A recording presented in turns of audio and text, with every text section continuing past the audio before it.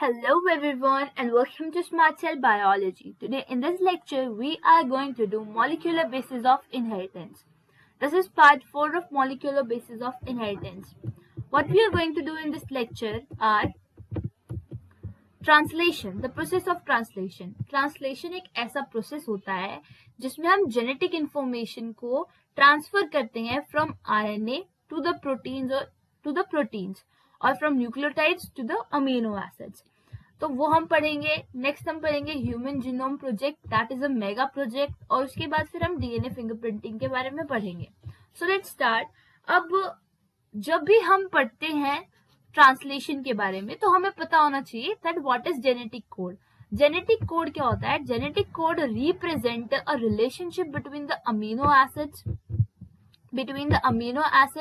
And the nucleotides. अब अगर हम देखें कि यहाँ पर ट्रांसलेशन के प्रोसेस में हम क्या करते हैं, जेनेटिक इंफॉर्मेशन को ट्रांसफर करते हैं. कहाँ से कहाँ तक ट्रांसफर करते हैं? हम एमआरएनए या फिर डीएनए से ट्रांसफर करते हैं to the polypeptides. Information, genetic information इस तरीके से ट्रांसफर होती है ट्रांसलेशन के प्रोसेस में. अब एमआरएनए के अंदर क्या होते हैं? न्यूक्लियोटाइड्स होते हैं. और पॉलीपेप्टाइड किससे बना हुआ होता है? That is from amino acid. तो जो ट्रांसलेशन प्रोसेस होता है that require transfer of genetic information from a polymer of the nucleotide to synthesize a polymer of amino acids. अब हमें पता है कि न्यूक्लियोटाइड्स और अमीनो एसिड्स के बीच में कोई कॉम्प्लीमेंट्री नहीं है. दोनों अलग अलग कंपाउंड्स हैं, अलग अलग केमिकल एग्जिस्टेंस है इनकी, अलग अलग चीजों से मिलके ये बने हुए हैं. To support the notion that the charge in nucleic acid were responsible for change in amino acid, बहुत सारे साइंटिस्ट ने वर्क किया. सबसे हमें जो वर्क पढ़ना है वो पढ़ना है जॉर्ज गैमो सर का. जॉर्ज गैमो वर्क हमें पढ़ना है. जॉर्ज गैमो जो थे, he was a physicist who gave the concept of genetic code. अब हमें पता है कि there are total 20 different amino acids found in proteins. Proteins के अंदर 20 डिफरेंट अमीनो एसिड्स हमें देखने को मिलते हैं.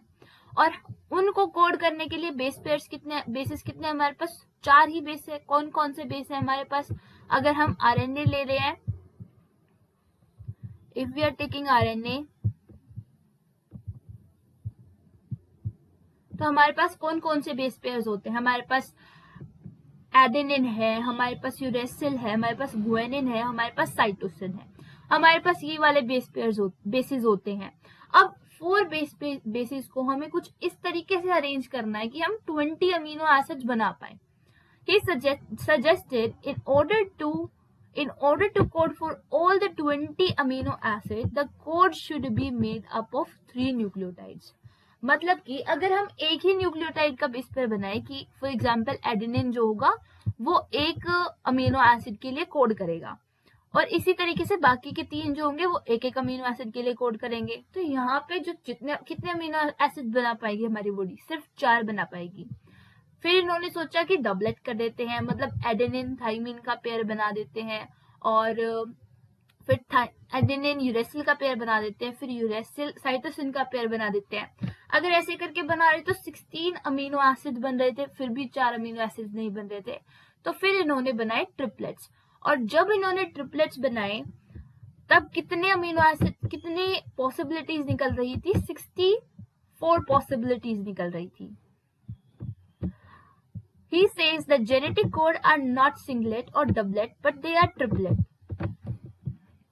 उसके बाद आया फिर हरगोबिंद खुराना's केमिकल मेथड. इन्होंने क्या किया? He synthesized mRNA with homopolymers. मतलब कि इन्होंने homopolymers जेनेटिक कोड्स बनाए.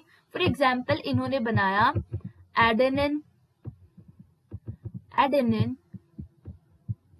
और एडेनिन, मतलब कि एक ऐसा जेनेटिक कोड जिसमें सेम ही बेसिस है. या फिर इन्होंने बनाया साइटोसिन. इसकी सिंथेसिस इन्होंने की थी हरगोबिंद खुराना ने. फिर आए मार्शल ननबर्ग, इन्होंने की थी हेट्रोपॉलीमर्स की. He developed the cell free protein synthesis system which allowed in vitro translation of RNA to the protein. He determined the correspondence between the codons and the amino acids. Next आते हैं फिर Severo Ochoa, enzymatic synthesis of RNA. His work contributed to the ability of synthesize RNA molecule with a known sequence which was important for further genetic research and for understanding the genetic code. Next are the salient features of genetic code. हमें पता है as it was said by George Gamow कि जो codons होते हैं they are triplets, मतलब कि तीन बेसिस को मिला के क्या बनेगा, एक जेनेटिक कोड बनेगा. Hence in total there are 64 codons. Out of 64 सिर्फ 61 कोडोन्स थे जो अमीनो एसिड्स के लिए कोड कर रहे थे. बाकी के जो 3 कोडोन थे वो किसी भी चीज के लिए कोड नहीं कर रहे थे, and these are known as the stop codons. Stop codons जो होते हैं वो किसी के लिए कोड नहीं करते हैं, they just terminate the process of translation.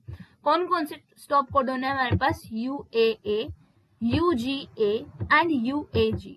ये 3 स्टॉप कोडोन्स हमारे पास है, UAA, UGA and UAG. Next is जो जेनेटिक कोड होता है, जेनेटिक कोड हमें डीजेनरेसी शो करता है. मतलब कि डीजेनरेसी का क्या मतलब होता है, that more than one codon code for same amino acid. मतलब कि एक अमीनो एसिड है, फॉर एग्जांपल यहाँ पे हमें एग्जांपल में दे रखा है ल्यूकाइन. ल्यूकाइन को बना 6 अमीनो एसिड्स जो होते हैं दैट कोड फॉर ल्यूकाइन. मतलब कि एक से ज्यादा कोडोन्स जो होते हैं वो एक प्रोटीन के लिए कोड कर सकते हैं. Next is the code are universal, nearly universal. मतलब कि अगर AUG है, फॉर एग्जाम्पल AUG, अगर AUG कोड कर रहा है फॉर मिथ्योनिन अमीनो एसिड के लिए वो कोड कर रहा है, तो वो किसी भी ऑर्गेनिज्म के अंदर हो वो मिथ्योनिन के लिए ही कोड करेगा. This is the meaning of nearly universal codes. For a bacteria to a human, UUU code for phenyl alanine, और बैक्टीरिया के अंदर भी UUU फिनाइल एलेनिन के लिए कोड करेगा और ह्यूमंस के अंदर भी. लेकिन यहाँ पे कुछ एक्सेप्शन हमें देखने को मिलती है माइटोकॉन्ड्रियल कोडोन्स और कुछ प्रोटोजोन्स के अंदर. Next is the codon is read in mRNA in contiguous fashion. मतलब कि इनके बीच में कोई पंचुएशन नहीं लगती. फॉर एग्जाम्पल अगर मैं कोड लिख रही हूं, for example I am writing AUG then UA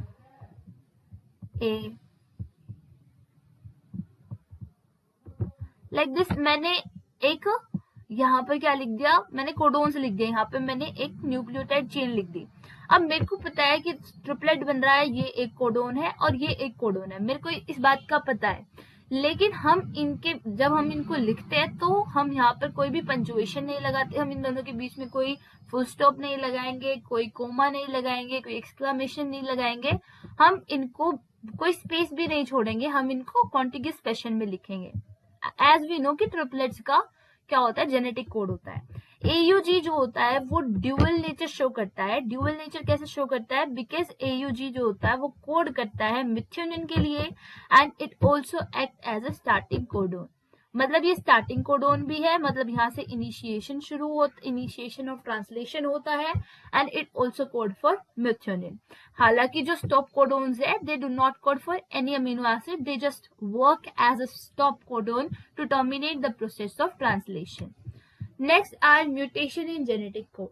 genetic code के अंदर म्यूटेशंस किस तरीके से आती हैं, बहुत सारे तरीकों से आ सकती हैं. फॉर एग्जाम्पल फर्स्ट है हमारे पास loss and addition of gene. अगर मैं इसी की बात करूं, यहाँ पे बात करूं, यहाँ से अगर ये U हट जाता है, ये U यहाँ से हट जाएगा, तो यहाँ पे जो अब नया कोडोन हमारे पास बनेगा वो कुछ इस तरीके से, जेनेटिक कोड हमारे पास इस तरीके से बनेगा AGU एंड UA और फिर फर्दर आगे कोई न्यूक्लियोटाइड होगा, इस तरीके से बनेगा. अब AUG जो था वो कोड कर रहा था मिथ्योनिन के लिए, और जो AGU होगा वो कोड करेगा किसी और अमीनो एसिड के लिए. यही होता है loss of gene. Addition and deletion और change in the DNA is also affected in chromosome. मतलब कि अगर डीएनए के अंदर कोई चेंज होगा तो वो क्रोमोसोम पर भी अफेक्ट करेगा and this will lead to chromosomal abortion. Cancer cells जैसा कि करते हैं वैसा ही यहाँ पर होता है। अगर हम ऐड कर रहे हैं या रिमूव कर रहे हैं 1 से 2 न्यूक्लियोटाइड तो चेंजेस हमें देखने को मिलेंगे। फॉर एग्जाम्पल अगर मैं 3 को हटा दूं, मैंने यहाँ से 3 अमीनो एसिड्स को 3 बेसिस को हटा दिया तो क्या हुआ, बस यही हुआ ना कि यहाँ पे मिथ्योनिन नहीं बनेगा, कुछ अब मिथ्योनिन के नहीं बनेगा, बाकी सब बनेंगे। चेंजेस जब आएंगे जब हम 1 या फिर 2 बेस को चेंज करें। अगर हम ऐड कर रहे हैं न्यूक्लियोटाइड को तो उस टाइप की म्यूटेशन को बोलते हैं इंसर्शन फ्रेम शिफ्ट म्यूटेशन, और अगर हम डिलीट कर रहे हैं तो उसको बोलते हैं deletion frame shift mutation. Next होती है फिर point mutation. In this type mutation is only in 1 nucleotide. ये हमें देखने को मिलती है सिकल सेल एनीमिया के अंदर। सिकल सेल एनीमिया जो डिजीज होती है उसके अंदर हमें पॉइंट म्यूटेशन देखने को मिलती है, उसी की वजह से सिकल सेल एनीमिया होती है। क्या होता है, बेसिकली जो 6th पोजीशन होती है बीटा ग्लोबिन चेन की, वहां पर वेलिन बनता है on the place of guanine.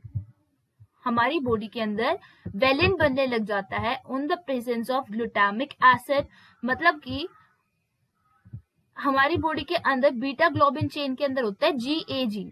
अब यहाँ पे क्या होता है, पॉइंट म्यूटेशन हो जाती है। यहाँ पे जो A है इसकी जगह यहाँ पे U बन जाता है, U बन जाता है GUG।